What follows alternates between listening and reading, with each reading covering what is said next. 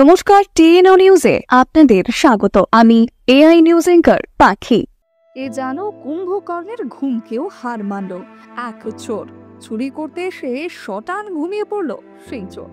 অতঃপর গৃহস্থ ঘুম থেকে ওঠে চোরের এই আজব ঘুম দেখে চোখ কপালে। ডাকা হলো পুলিশকে, কিন্তু পুলিশকেও চোরের ঘুম ভাঙাতে নাস্তানাবুদ হতে হলো। পুলিশ এক বালতি জল ঢেলে চোরের ঘুমের নেশা ছাড়াতে হলো। এই আজব ঘটনাটি সংঘটিত হয়েছে ত্রিপুরার উত্তর জেলার ধর্মনগর থানাধীন জেল রোডের সৎসঙ্গ দিনে। জানা গেছে, ওই এলাকার রাজশ্রীনাথের বাড়িতে এক ভাড়াটিয়া মহিলা ঘুম থেকে উঠে বাথরুমে যেতে চাইলে দেখতে পান এক চোর বাথরুমে দিব্যি ঘুমোচ্ছেন। তখন তিনি ভয়ে চিৎকার চেঁচামেচি করলে ছুটে আসেন পরিবারের অন্যান্য লোকজন সহ আশেপাশের মানুষ। সকালেই ওই চোরকে ডাকাডাকি করলেও সে দিব্যি ঘুমিয়ে যাচ্ছিল।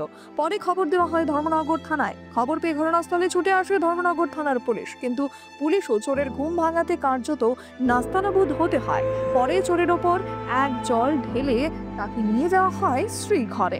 এখনকার মতো সংবাদ এ পর্যন্তই। পরবর্তী নিউজ ও আপডেটস দেখার জন্য অবশ্যই চোখ রাখুন টিএনও নিউজের পর্দায়।